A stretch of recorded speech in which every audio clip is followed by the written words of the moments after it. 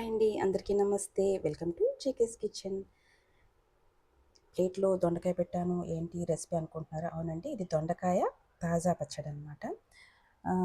దీనికి గాను నేను దొండకాయల్ని పండినట్టుగా ఉన్నటువంటి దొండకాయల్ని ఒక పావు కేజీ పైనే ఉంటాయండి ఇవి. అట్లాగే పచ్చిమిరపకాయలు ఒక 15 తీసుకున్నాను.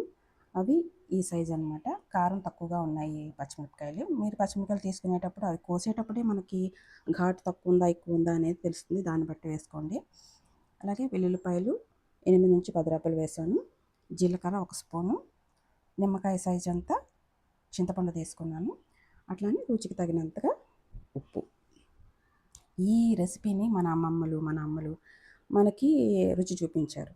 మరి మనం కూడా అలాగే మన పిల్లలకి రుచి చూపించాలి కదండి.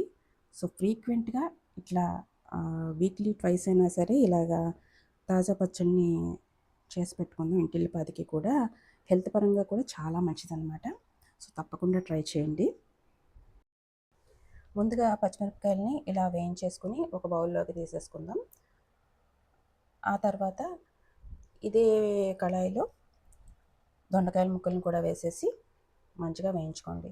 దొండకాయ ముక్కలు వేగేటప్పుడు కొంచెం అంత సాల్ట్ అనేది వేస్తే అది తొందరగా మగ్గిపోతాయి అన్నమాట. దొండకాయ ముక్కలు ఒక 5 మినిట్స్ పాటు వేయించుకుంటే సరిపోతుందండి. కూరలో మనం ఉడికించుకున్నట్టుగా అంతసేపు అయితే ఉడికించకూడదు. అలా ఉడికించినట్లయితే టేస్ట్ పోతుందన్నమాట. సో మరీ మెత్తగా అవ్వకూడదు అనమాట. హాఫ్ బాయిల్డ్గా ఉండాలి. మీరు చేతితో పట్టుకుని చూడండి, మనకి అది ఇట్లా విరగకూడదు. ఇలా మెత్తగా అవ్వకుండా ఉండాలన్నమాట మీరు చేతితో పట్టి చూసుకున్నప్పుడు. అందుకని ఒక 5 మినిట్స్ వేయించుకుంటే సరిపోతుంది. ఇప్పుడు మూత పెట్టేసి చక్కగా మగ్గించేసుకోండి ఒక 5 మినిట్స్ పాటు. నా ఛానల్ని కొత్తగా చూస్తున్న వాళ్ళు తప్పకుండా సబ్స్క్రైబ్ చేసుకోవడం మాత్రం మర్చిపోకండి. అలాగే వీడియోకి ఒక లైక్ కూడా ఇవ్వండి. వీడియో కింద లైక్ బటన్ కనిపిస్తుంది, అక్కడ లైక్ బటన్ మీద క్లిక్ చేయండి. ఇప్పుడు ఈ స్టేజ్లో మనం తీసుకున్నటువంటి నిమ్మకాయ సైజ్ అంత చింతపండు అన్నాను కదా, అది కూడా వేసేయండి ఇందులో ఉన్న ఆ తేమకి ఆ చింతపండు అనేది మెల్ట్ అయిపోతుంది. స్టవ్ ఆఫ్ చేసేసుకోండి. ఇంకా స్టవ్ ఆఫ్ చేసేసుకొని చల్లారనివ్వండి. చల్లారిన తర్వాత ఇప్పుడు మిక్సీలో వేసుకుందాం. ముందుగా మిక్సీ జార్లో జీలకర్ర, వెల్లుల్లి, అలానే వేయించి పెట్టుకున్నటువంటి ఈ పచ్చిమిరపకాయ ముక్కలను కూడా వేసేద్దాం. అలాగే సీ సాల్ట్ వేస్తున్నాను నేను. సీ సాల్ట్ అంటే కళ్ళుప్పు అండి. ఈ పచ్చళ్ళకి కళ్ళుప్పు అనేది చాలా బాగుంటుంది ఆరోగ్యరీత్యా కూడా. ప్యాకెట్ ఉప్పుల కంటే కళ్ళుప్పు మంచిదని అంటున్నారు కదా. సో ఇప్పుడు అవి కొద్దిగా కచ్చాపచ్చాగా మిక్సీ పట్టేసుకున్న తర్వాత ఈ దొండకాయ ముక్కల్ని, చింతపండు కూడా వేసేసుకుందాం. దీన్ని కూడా మిక్సీ పట్టుకుని మరీ మెత్తగా అవ్వకుండా బరకగా ఉండేటట్టుగా చూసుకోండి. చూడండి, ఇలా ఉంటే సరిపోతుందన్నమాట. మరీ మెత్తగా ఉండకూడదు. రోట్లో రుబ్బిన కన్సిస్టెన్సీ ఉండేలాగా చూసుకోవాలన్నమాట. ఇప్పుడు తాలింపు వేసేసుకుందాం. ఈ తాలింపుకు గాను నేను సాయి మినపప్పు 1 స్పూను, అలానే పచ్చిశనగపప్పు 1 స్పూను వేస్తున్నాను.